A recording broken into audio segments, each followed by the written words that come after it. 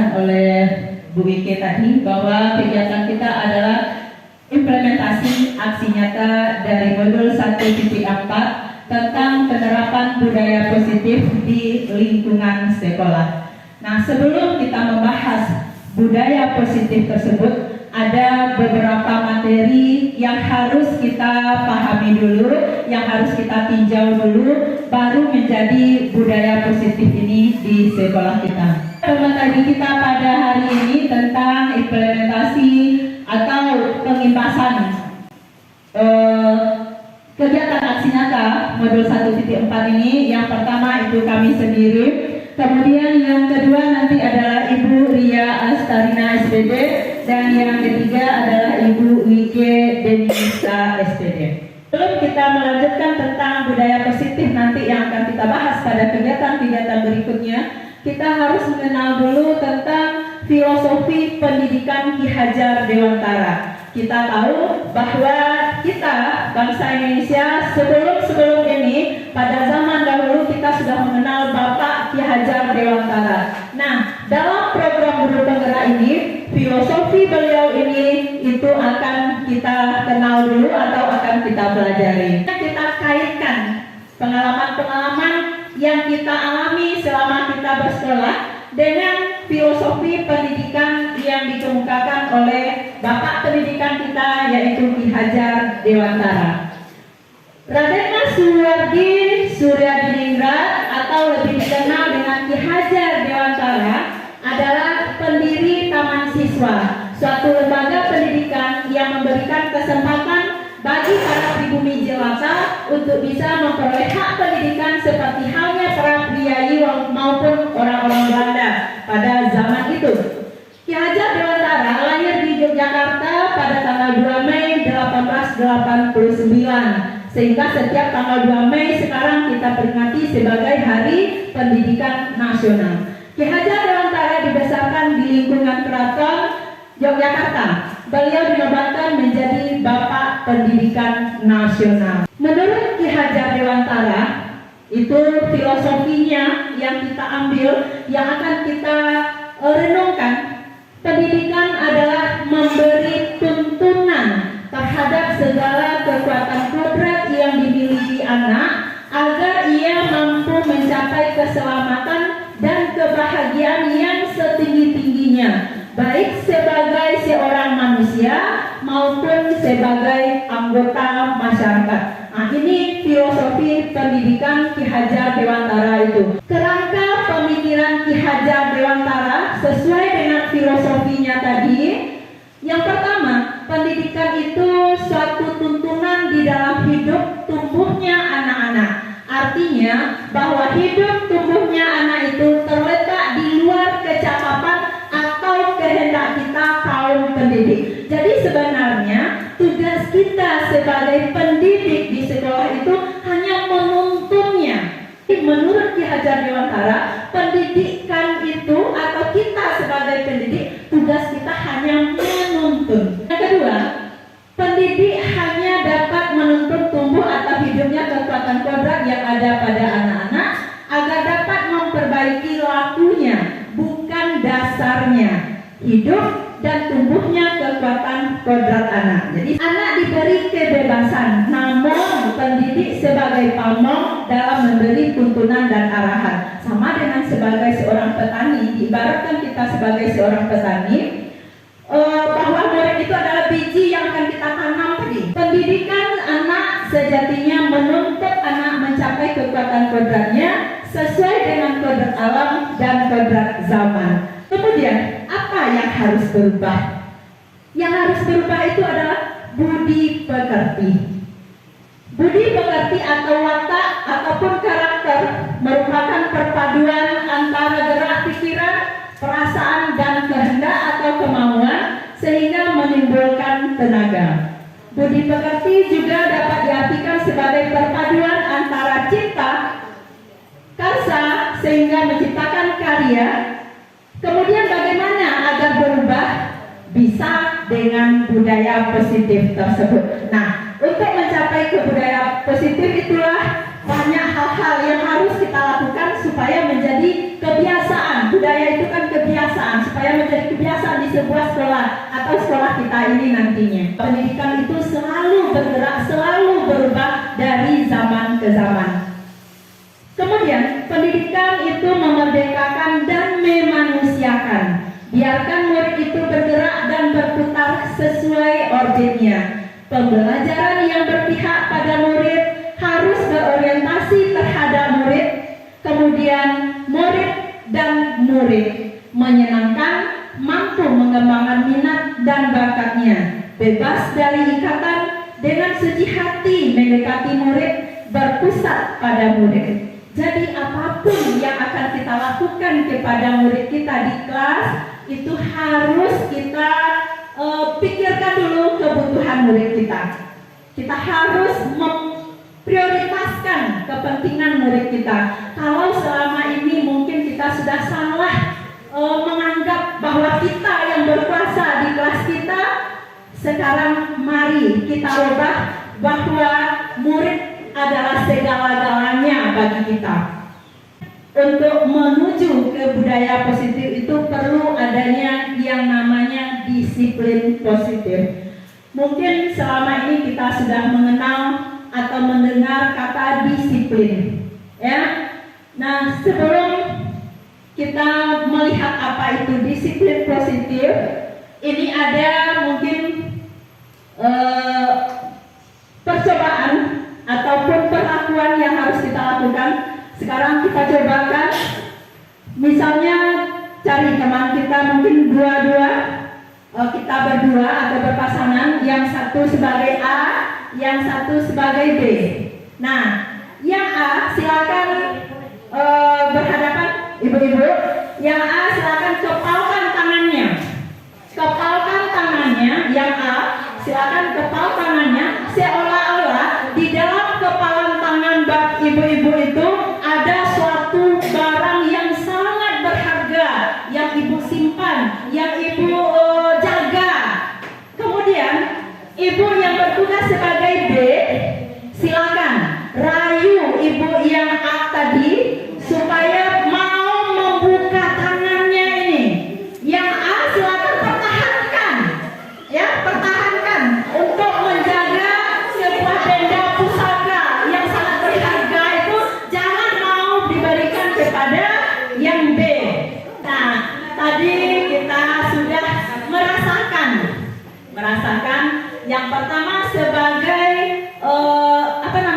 pejuang atau pejuang mempertahankan sesuatu yang tidak boleh diberikan atau diperlihatkan kepada siapapun. Yang kedua, perannya sebagai perayu atau mempengaruhi, yang kerjanya mungkin ingin mengambil sesuatu yang disembunyikan oleh temannya. Apakah kita sendiri yang membuka kepala tangan kita, ataukah B yang merayu kita yang membuka kepala tangan kita itu? Bukan karena pengaruh si B, ya. Dikontrol atau pengendali diri kita sendiri itu sebenarnya adalah diri kita sendiri. Disiplin positif itu tujuan kita adalah menciptakan anak-anak yang memiliki disiplin diri. Jadi disiplin itu tertanam dalam dirinya dulu masing-masing, sehingga mereka bisa berperilaku dan mengacu pada nilai kebajikan universal dan memiliki motivasi intrinsik, bukan ekstrinsik. Intrinsik itu artinya motivasinya itu, keinginannya itu lahir dari dirinya sendiri, bukan dari luar. Disiplin positif itu akan melahirkan nilai-nilai kebajikan. Nilai kebajikan itu ini tergambar dan tercermin dalam profil pelajar Pancasila. Pelajar Pancasila beriman dan bertakwa pada Tuhan Yang Esa dan berakhlak mulia, berkebinekaan moral, gotong royong mandiri, kreatif dan bernalar kritis. Saya sebagai pemateri pertama sampai disiplin positif untuk menuju ke budaya positif akan disampaikan oleh rekan kita CGP lain, yaitu Ibu Ike Deniska. Bismillahirrahmanirrahim. Assalamualaikum warahmatullahi wabarakatuh. yang sama-sama kita hormati Kepala Sekolah SDN Sentul Sumpah Kudus, seterusnya kepada tenaga pendidik dan pendidikan yang sempat hadir pada acara implementasi modul 1.4 aksi nyata kami dari calon guru penggerak. Sekali lagi saya tekankan di sini, saya berdiri di sini bukan merasa hebat. Saya berdiri di sini hanya ingin berbagi praktik baik dengan Bapak Ibu semuanya mengenai apa yang telah kami peroleh. Mudah-mudahan di sekolah kita bisa membawa dampak atau perubahan ke arah yang lebih baik nantinya. Di sini saya akan membahas tentang teori motivasi, hukuman, dan penghargaan serta restitusi. Di sini saya juga akan memberikan pertanyaan tematik kepada Bapak Ibu. Yang ini tidak perlu Bapak Ibu jawab di kertas, cuman dijawab di dalam hati saja. Pertanyaan yang pertamanya, sebagai seorang pendidik, saat Anda datang awal dan hadir ke sekolah, motivasi apakah yang mendasari tindakan Anda?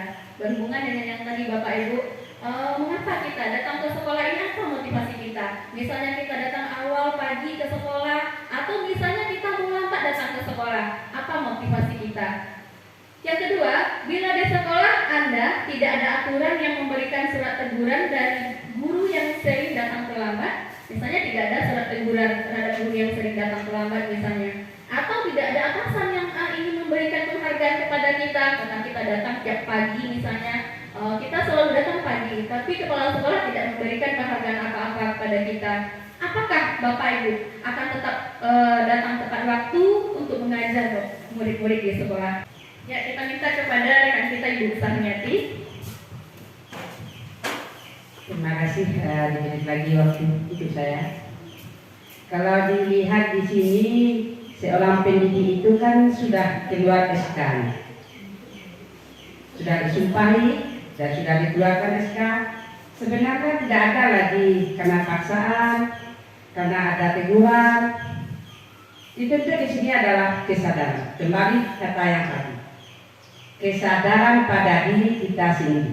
Jangan ada embel-embelnya di belakang. Terima kasih.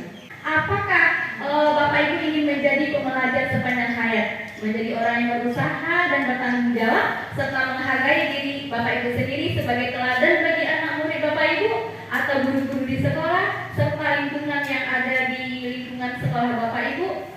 Tindakan Bapak Ibu sebagai pemimpin pembelajaran akan jadi panutan oleh lingkungan sekolah Bapak Ibu. Disinilah kita akan beranjak bagaimana cara kita menghargai nilai-nilai kebajikan dari diri kita sendiri. Ada seorang pakar motivasi namanya Jan Wilson, dalam bukunya Restoration School Discipline menyatakan ada 3 motivasi perilaku manusia. Yang pertama, kita melakukan motivasi tersebut yang berdasarkan pertanyaan tematik tadi. Yang pertama, untuk menghindari ketidaknyamanan atau hukuman. Yang pertama, mungkin saja untuk menghindari hukuman. Anak-anak datang ke sekolah, takut datang terlambat, untuk menghindari hukuman yang akan diberikan oleh bapak ibu gurunya di sekolah atau misalnya peraturan yang ada di sekolah ini. Yang kedua, untuk mendapatkan imbalan atau penghargaan dari orang lain.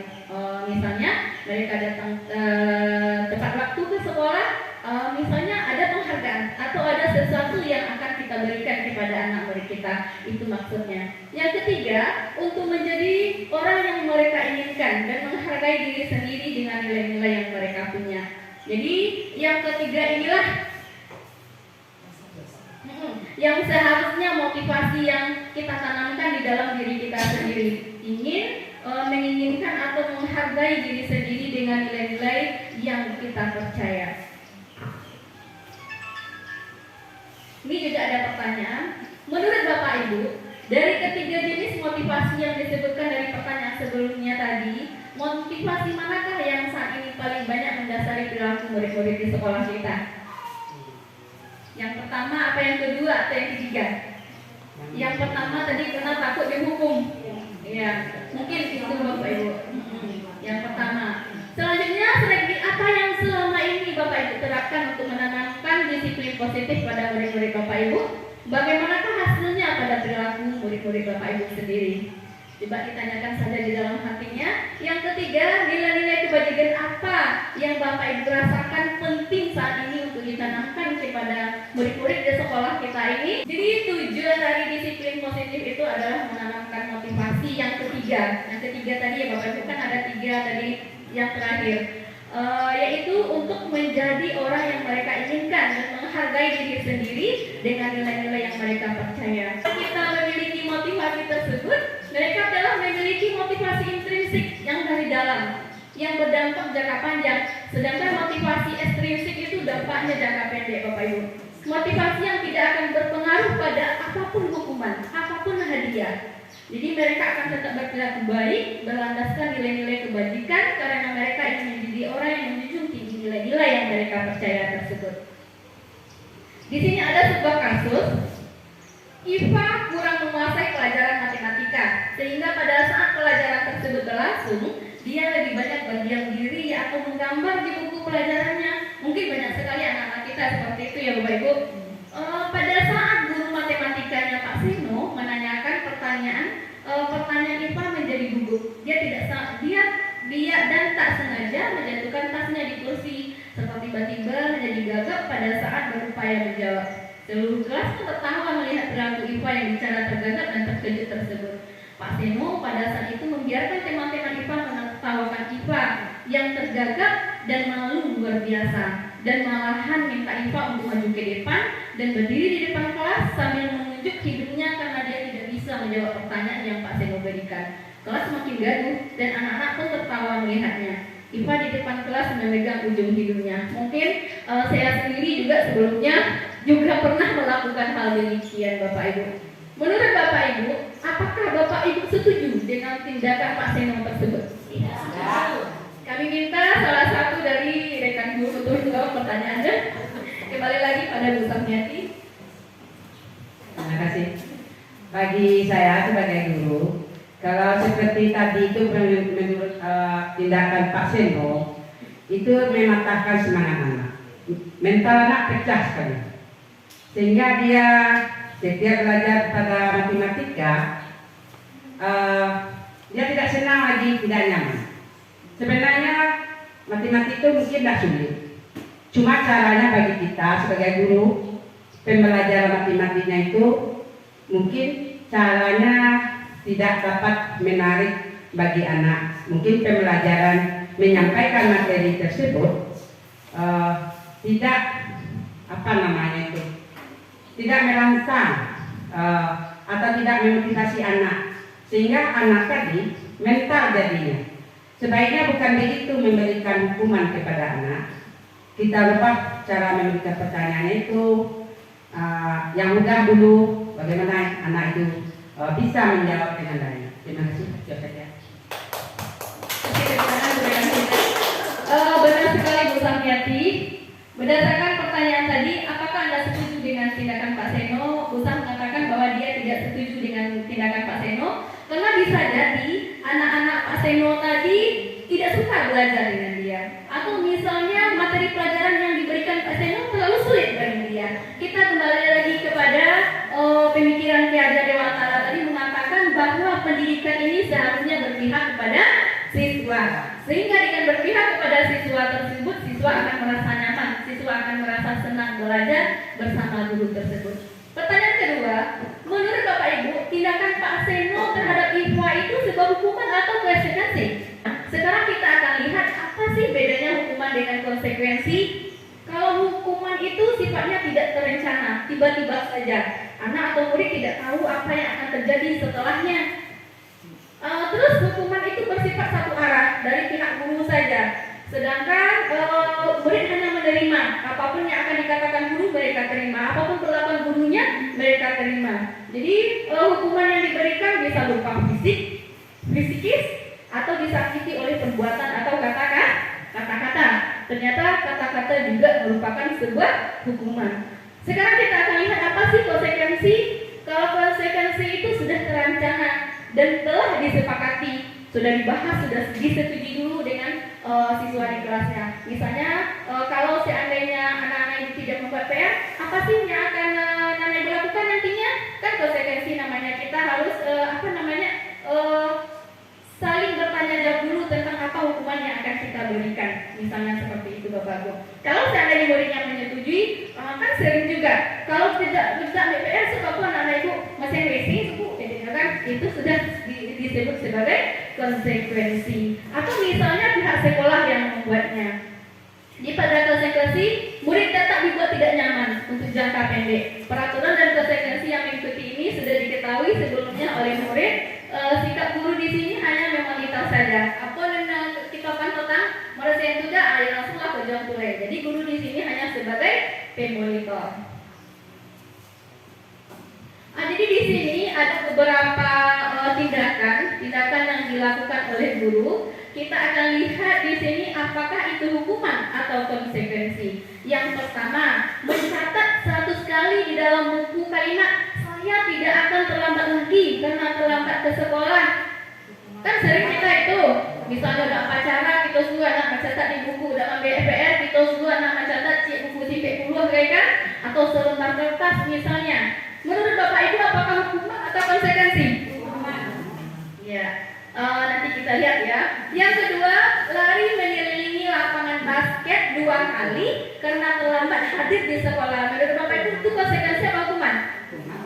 Hukuman juga. Terus yang ketiga, murid diminta untuk push up 15 kali karena tidak menggunakan masker ke sekolah. Juga hukuman. Yang selanjutnya menggantikan kertas tugas teman yang telah dicoret-coret. Dia ganti kertasnya, dia sudah mencoret-coret kertas temannya, dia ganti.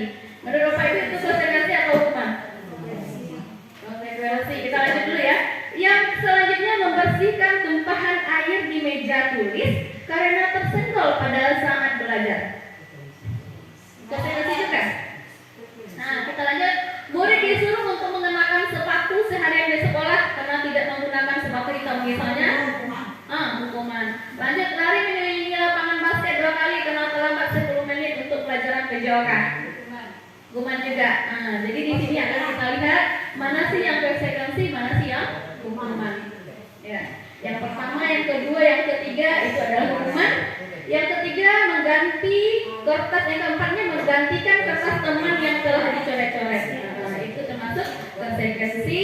Yang selanjutnya membersihkan tumpahan air di meja tulis karena tersenggol pada saat belajar, itu juga konsekuensi. Terakhir, lari mengelilingi lapangan basket 2 kali karena terlambat 10 menit untuk pembelajaran PJJ. Bisa Bapak Ibu membedakan konsekuensi dengan hukuman? Kalau konsekuensi tadi kan untuk Dewa disepakati dulu. Kalau hukuman tidak ada kesepakatan, hanya satu arah. Jadi di sini juga ada sebuah kasus. Kasusnya tentang guru kelas 2 SD namanya Bu Anas. Dia mendapat masalah. Murid-muridnya tidak bisa berdiri antri, tidak tertibnya berdiri di depan pintu kelasnya. Dia selalu rebutan masuk ke dalam kelas setelah jam istirahat usai. Ini tentunya sangat mengganggu proses pembelajaran di mana kelas tidak dapat dimulai tepat waktu karena Bu Anas sibuk menenangkan murid-muridnya untuk waktu cukup lama. Akhirnya Bu Anas berpikir cepat dan mengandalkan stiker bintang. Setiap murid-murid yang akan masuk kelas usai jam istirahat, Bu Anas akan mengiming-imingi murid-muridnya tersebut dengan stiker bintang. Siapa yang dapat berdiri lurus dan berbaris rapi antri di depan pintu dapat bintang dari Bu Anas, katanya.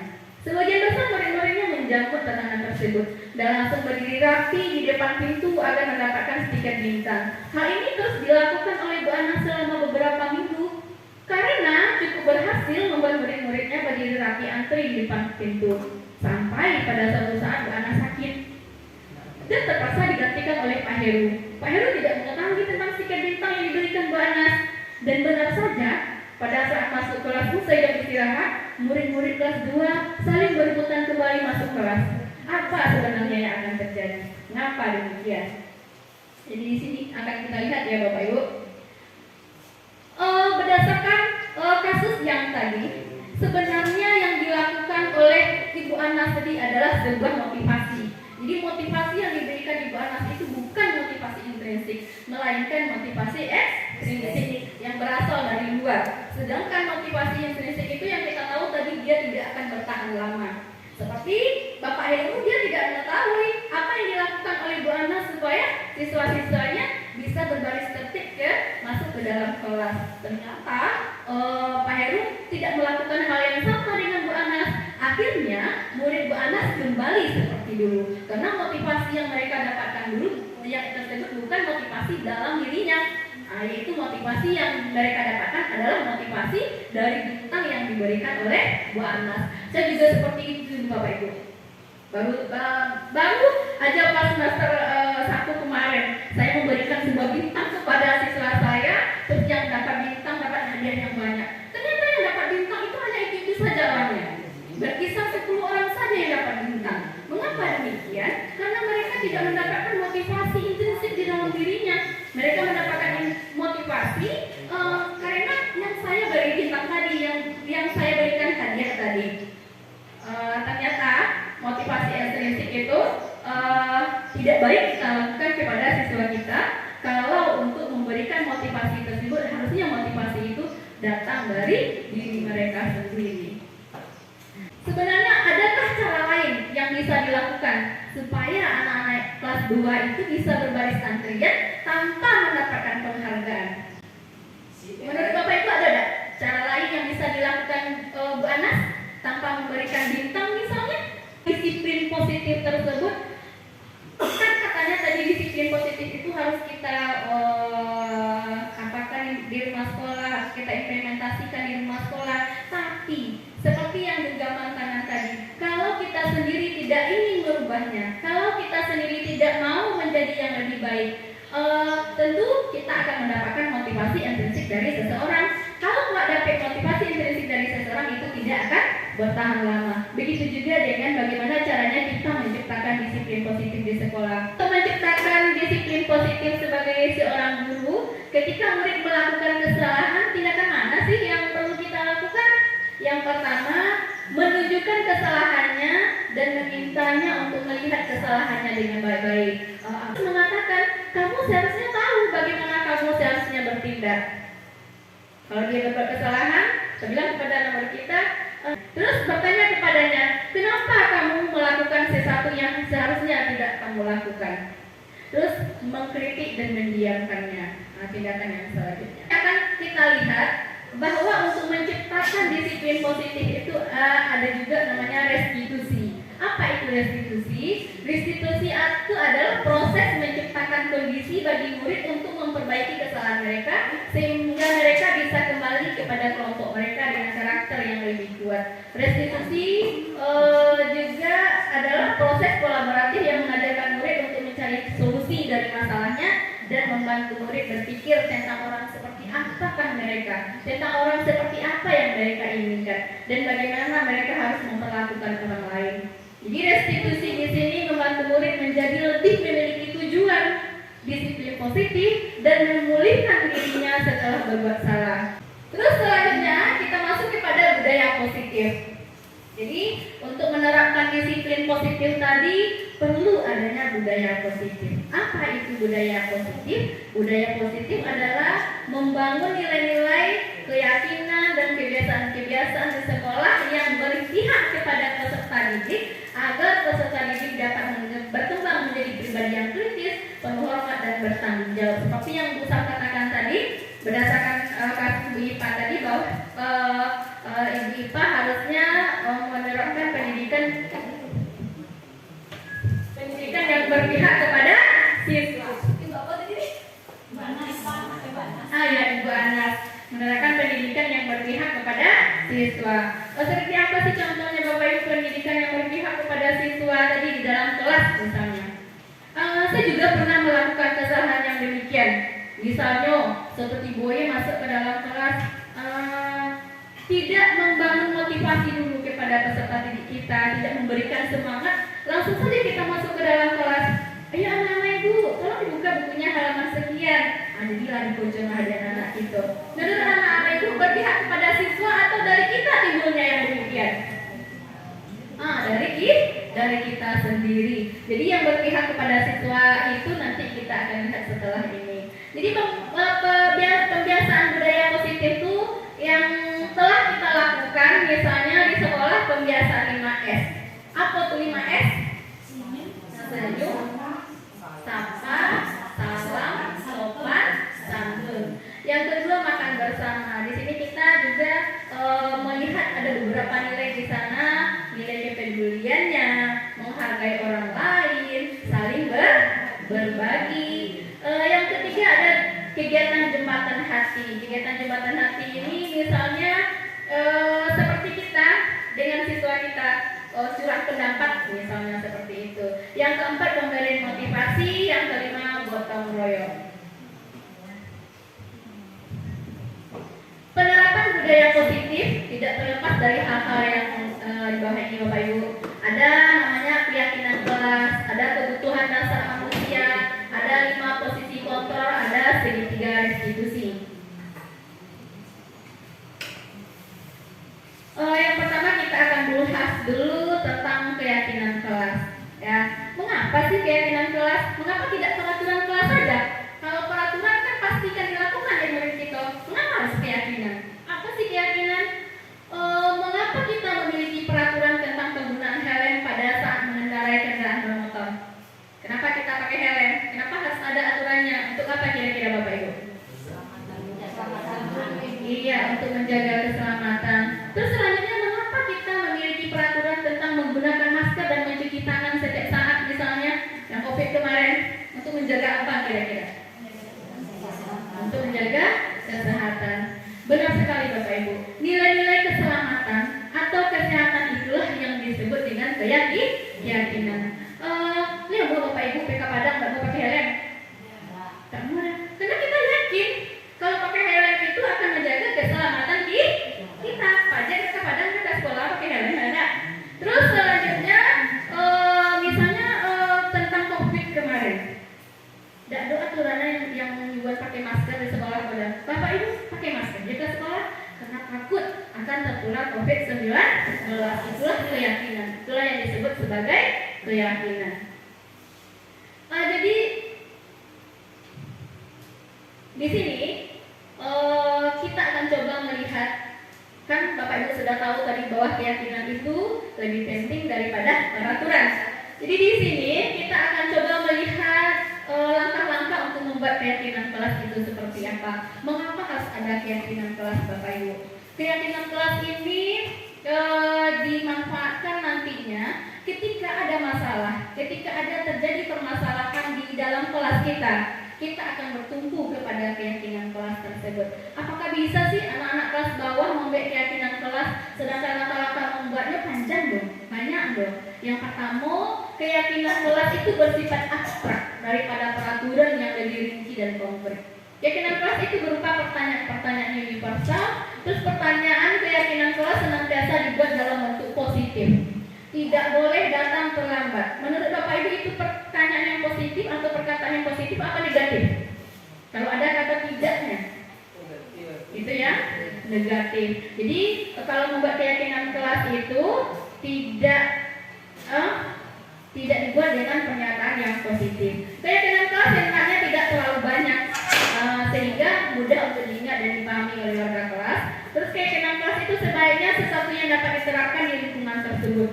Semua warga kelas sebenarnya ikut berkontribusi dalam pembuatan keyakinan lewat kelas lewat kegiatan curah pendapat. Jadi setelah adanya keyakinan kelas kita bersedia kembali meninjau keyakinan kelas dari waktu ke waktu.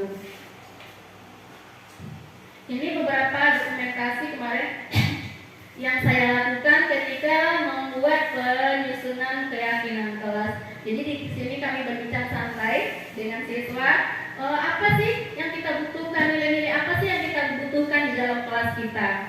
Awak bawa duduk santai di lantai, tak perlu terlalu formal, berbicara santai. Apa sih yang mereka butuhkan? Sikap apa sih yang harusnya ada di kelas ini? Terus itu ada beberapa dokumentasi yang sebelumnya, yang kata saya tadi Bapak Ibu, yang sebelumnya di kelas saya ada peraturan kelas. Setelah saya mengikuti pendidikan guru penggerak ini, ternyata peraturan keyakinan lebih baik dari peraturan. Kalau peraturan misalnya mungkin sifatnya hanya ekstrinsik, sedangkan keyakinan dari dalam diri mereka sendiri. Itu juga ada, tidak boleh berbicara kotor, masih ada kata negatifnya. Terus banyak sekali selalu melaksanakan tugas piket, menjaga nama baik sekolah. Mungkin bagi mereka itu terlalu sulit. Itu hanya datang dari diri saya pribadi dan siswa saya harus melaksanakannya. Sedangkan keyakinan kelas cukup 5 saja. Ini lahir dari mereka kemarin Bapak Ibu. Ini lahir dari curah pendapat kami bersama di kelas tersebut. Kebanyakan kelas 5 itu menginginkan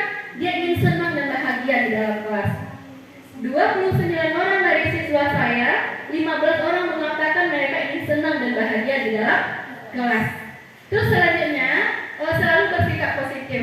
Ada yang bilang harus jujur, harus peduli. Jadi disatukan saja, selalu bersifat positif. Yang ketiga, selalu mengerjakan tugas bapak ibu, gitu ya kan? Kami berkomitmen terhadap setiap tugas. Terus yang keempat, percaya dan menghormati orang lain dan barang miliknya. Yang kelima, senantiasa tolong menolong. Alhamdulillah, setelah kami buat keyakinan kelas kemarin, dari peserta didik saya kelas 5 tersebut kemarin masih ada 10 orang yang sering 10 orang tersebut tidak membuat PR atau tidak membuat tugas. Jadi setelah adanya keyakinan kelas ini sudah minim Bapak Ibu sudah berangsur melakukan perubahan. Seperti yang saya katakan tadi, di kelas rendah Pak Dulu cewek, Manul kan mungkin datang bayinya, seperti itu kan. Jadi kelas rendah kita juga bisa membuat keyakinan kelas bersama-sama dengan siswa kita. Misalnya apa sih yang kita butuhkan di kelas kita? Mbak, kita ada dalam kelas bos. Apa sikap yang harus kita miliki di siko? Nah, itu contohnya keyakinan kelas rendah. Setiap anggota kelas perlu belajar. Kan mereka asik main ya, Bapak Ibu. Kalau kelas rendah lebih asik bermain. Kalau disuruh belajarnya siapa kencak-kencak ada. Nah, jadi itu lahir ada lima seorang. Setiap anggota kelas perlu saling senang. Setiap anggota kelas perlu melakukan tugas, saling menghargai dan perlu merasa aman. Jadi tergantung kita Bapak Ibu. Bagaimana caranya kita berbicara santai dengan murid kita, bagaimana caranya siswa itu mau mengeluarkan pendapatnya tentang apa yang mereka rasakan.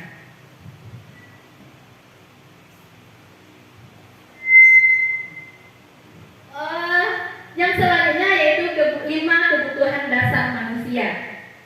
Kebutuhan dasar manusia itu disukai atau tidak. Manusia adalah makhluk biologis yang memiliki sifat dasar menjaga berkelanjutan spesiesnya atau genetisnya secara genetis. Jadi kebutuhan dasar manusia itu terbagi 5. Yang pertama, kebutuhan akan bertahan hidup atau survival. Yang kedua, kebutuhan untuk diterima, love and belonging. Yang ketiga, kebebasan, freedom. Yang keempat, kesenangan, fun. Yang kelima, kekuasaan atau penguasaan atau power. Jadi kita akan membahas satu-satu Bapak Ibu. Di sini juga ada kasus, namanya Ibu Ambar. Ibu Ambar ini juga wali kelas 2, kelas 2 tuh ya, kebetulan di sana ternyata kelas 2 ya. Ibu Ambar ini wali kelas 2A di SD Pelita Hati. Sedang bingung menghadapi ulah salah satu murid di kelasnya namanya Doni. Beberapa anak di kelas 2A itu telah datang padanya dan mengeluhkan Doni sering meminta bekal makan siang mereka dengan paksa. Jika Anda menghadapi situasi seperti Ibu Ambar, apa yang akan Anda lakukan? Doni sering mengambil makanan temannya. Apa kira-kira yang Bapak Ibu lakukan? Yang pertama kami minta pendapatnya dari Bu Yuspina. Kalau di sini terlebih dahulu kita panggil anak tadi. Nama anaknya Doni kan? Anak Doni, ayo ke sini dulu. Kemudian ditanya, anak ibu tadi mengambil makanan temannya enggak? Itu jawabnya mungkin ya. Tadi ada bohong, tidak bu. Nah, tapi teman kamu tadi jawabannya iya. Nah, jadi seandainya dikembalikan kepada anak tersebut. Seandainya Doni diambil sebelah makanan kamu selalu atau seli-seli, bagaimana Doni? Kesal enggak? Marah atau tidak? Kembalikan ke anak tersebut.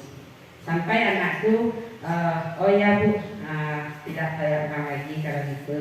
Saya tidak mau lagi kalau makanan saya diambil sering sama teman. Jadi kalau begitu, anak ibu Doni, jangan sering-sering mengambil makanan teman lagi. Itu tidak baik, tidak bagus. Terima kasih.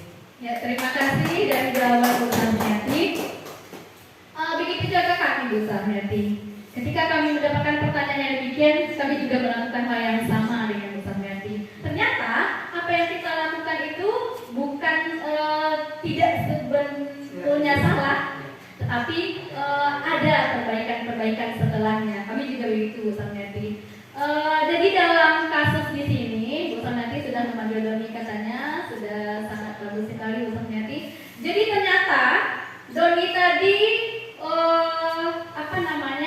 membutuhkan kebutuhan kebutuhan dasar dari manusia tersebut. Seperti yang kita tahu bahwa kebutuhan dasar manusia itu yang ada 5 tadi. Yang pertama, kebutuhan untuk bertahan hidup. Jadi di sini apabila kita tanya, Ustaz kan juga sudah menanyakan Doni, apa alasannya melakukan hal tersebut? Kalau seandainya jawaban Doni tadi ketika ditanya oleh Bu Ambar karena dia lapar dan orang tuanya tidak membawakannya bekal makan siang, maka kebutuhan dasar yang sedang berusaha dipenuhi ini adalah kebutuhan untuk bertahan hidup.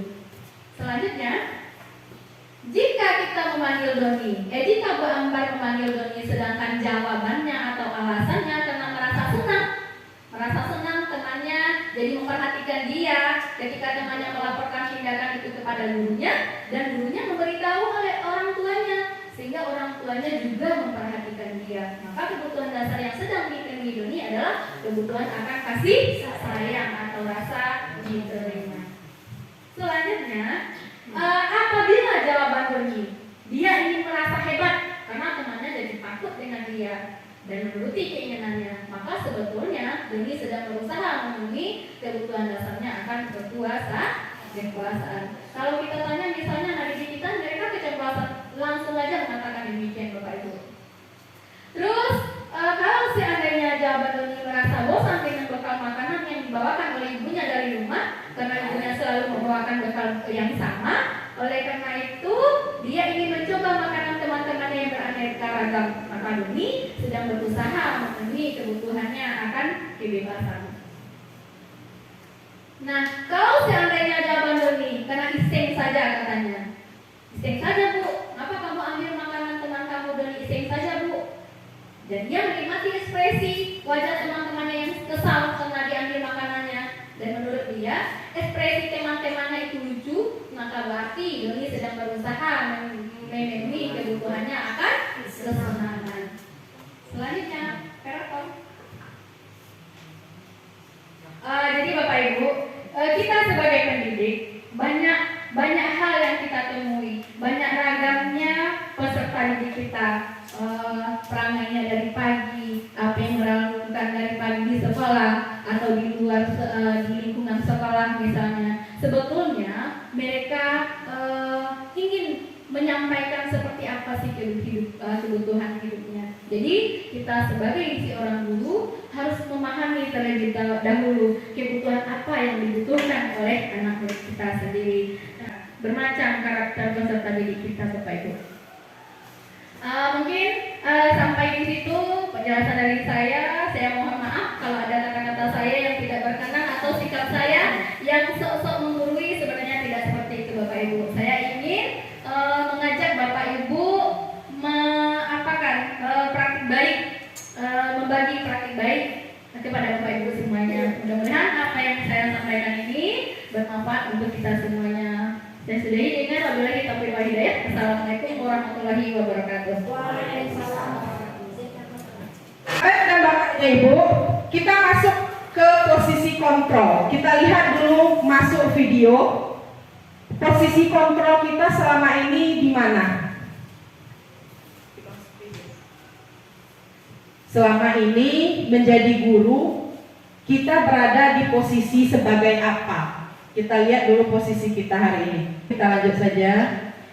Tadi di video itu sebetulnya ada 5 contoh posisi kontrol guru. Ada 5 posisi di situ. Yang pertama, guru sebagai penghukum, guru pembuat rasa bersalah, guru sebagai teman, guru sebagai pemantau, dan guru sebagai manajer.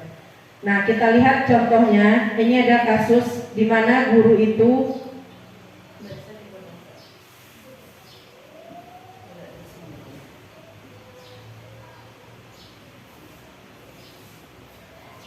sebagai seorang penghukum. Ini contohnya seorang penghukum, dia menggunakan hukuman fisik, baik itu fisik maupun verbal melalui kata-kata. Orang-orang yang menjalankan posisi penghukum ini senantiasa mengatakan bahwa sekolah itu memerlukan sistem atau alat yang lebih menekankan murid-murid lebih dalam lagi. Guru-guru yang menerapkan posisi penghukum, dia akan berkata, patuhi aturan saya atau awas. Jadi jika kita sering menggunakan kata awas, awas kalau tidak selesai, awas kalau tidak dikojon. Nah, awas ya, ada jalan-jalannya lain. Kalau kita masih menggunakan kata awas, Bapak dan Ibu, kita berarti berada di posisi penghukum. Kamu selalu saja salah. Angka anjing nambah bek salah di dalam lokalku. Yang lain tidak. Yang lain ono-ono. Kalau anak sekolah aman. Ya tidak. Kita masih sering menggunakan kata-kata seperti itu kepada anak didik kita. Ada yang terakhir, yang tiap hari selalu terakhir selesai menyelesaikan tugas. Selalu, pasti kamu yang terakhir menyelesaikan tugas. Jangan balik, awas kalau tidak sudah. Guru senantiasa percaya bahwa hanya ada satu cara agar pembelajaran itu berhasil, yaitu cara dia sendiri. Yang kedua itu ada guru yang dalam posisi pembuat rasa bersalah. Pada posisi ini guru dia bersuaranya lembut. Dia akan menggunakan keheningan atau membuat orang lain merasa tidak nyaman, bersalah atau rendah diri. Kata-kata yang keluar dengan lembut itu contohnya, ibu yo kecewa. Suaranya lunak, lembut. Berapa kali sih ibu harus kasih tahu?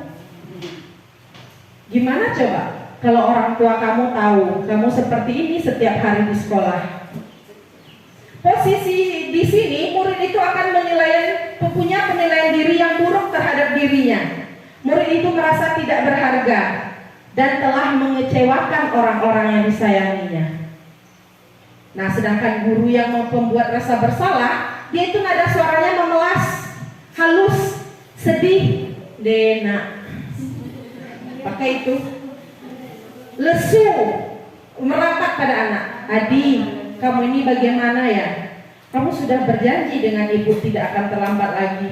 Kenapa ya senang sekali mengecewakan ibu? Ibu benar-benar kecewa sekali. Bagaimana perasaan murid bila ditegur seperti itu? Murid akan merasa bersalah. Bersalah telah mengecewakan ibu bapak gurunya. Murid akan menjadi orang yang gagal dan tidak sanggup membahagiakan orang lain karena dia terus merasa salah. Kadang-kadang sikap seperti ini lebih berbahaya dari sikap penghukum, karena emosi yang akan tertanam rapat di dalam murid adalah menahan perasaannya. Kalau dalam penghukum tadi anak akan mengeluarkan ekspresinya, dia akan melawan. Tapi kalau gurunya sudah berkata lemah lembut tapi tetap intinya menyalahkan dia akan menahan perasaannya. Tidak seperti murid dengan guru penghukum, murid di sini akan tertekan. Tiba-tiba dia bisa meletus amarahnya, bisa menyakiti diri sendiri atau orang lain juga. Nah, ini ada namanya segitiga restitusi. Apa itu segitiga restitusi? Ini adalah suatu proses dialog yang dijalankan oleh guru dan orang tua untuk menghasilkan murid yang mandiri dan bertanggung jawab. Langkah-langkah segitiga restitusi itu yang pertama menstabilkan identitas, kemudian validasi tindakan yang salah, dan terakhir menanyakan keyakinan. Ini ada contoh pelaksanaan video praktik restitusi. Selamat siang Azizan. Selamat siang Bu. Apakah Azizan tahu mengapa Ibu memanggil Azizan ke sini? Tidak Bu. Jangan aja tertekan. Azizan belum saya. Itulah Bapak dan Ibu 3 video praktek restitusi yang telah kami buat bersama anak-anak kita yang ternyata mereka walaupun diarahkannya cuma sekali 2 kali, tapi mereka bisa berakting dengan baik dan melaksanakan videonya dengan bagus. Dan itu sudah kami tayangkan di channel YouTube masing-masing. Nah, nanti Bapak dan Ibu juga boleh melihat bagaimana pembelajaran kita hari ini. Akan juga kami masukkan ke channel YouTube masing-masing. Statement closing buat kita semua Bapak dan Ibu. Guru yang hebat bukanlah guru yang punya segudang prestasi, namun guru yang paham apa yang dibutuhkan oleh muridnya dalam mengembangkan potensi dan menjadi manusia yang berbudi pekerti. Demikianlah Bapak dan Ibu implementasi aksi nyata kami dari CGP Angkatan 6. Mudah-mudahan apa yang kami sampaikan hari ini sedikit banyaknya bisa membawa perubahan bagi diri kita sendiri dan juga buat kelas kita dan juga buat sekolah kita. Dengan berakhirnya pemaparan materi dari saya, mewakili rekan-rekan CGP lainnya, kami mohon maaf. Bukan bermaksud menggurui, tapi hanya ingin berbagi praktik baik yang telah kami terima. Mohon maaf atas semua kesalahan dalam penyampaian. Mohon maaf karena sudah menyita waktu istirahat Bapak dan Ibu semuanya. Akhir kata saya ucapkan Assalamualaikum warahmatullahi wabarakatuh.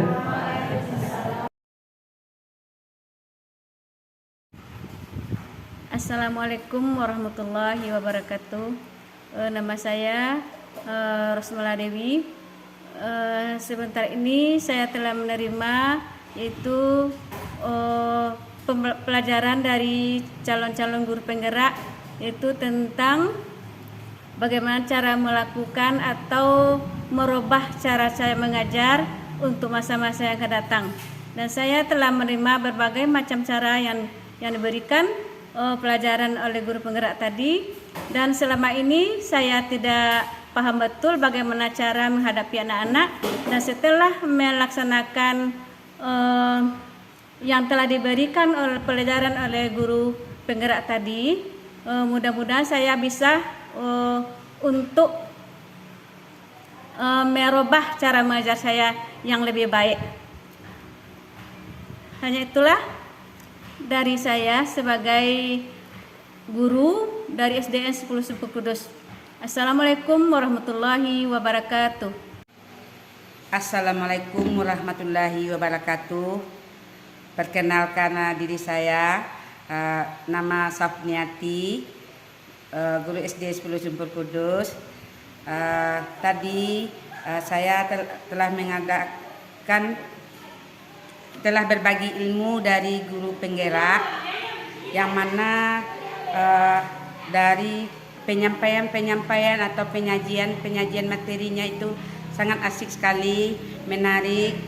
Senang sekali pelajaran atau ilmu-ilmu yang diberikan oleh guru penggerak tadi, dan saya ingin melaksanakannya di dalam kelas, ingin merubahnya, ingin memperbaharuinya, bahwa selama ini ya kiat saya mengajar banyak kesalahan lah gitu dari penyampaian ibu penggerak tadi, sehingga saya berubah, ingin mengubah cara bagaimana menyajikan materi, memotivasi anak-anak, senang lah gitu. Banyaklah pengalaman yang dapat pada latihan atau pengajian dari ibu penggerak hari ini. Hanya itu saja yang dapat saya sampaikan. Terima kasih banyak. Sudahi dengan Assalamualaikum warahmatullahi wabarakatuh.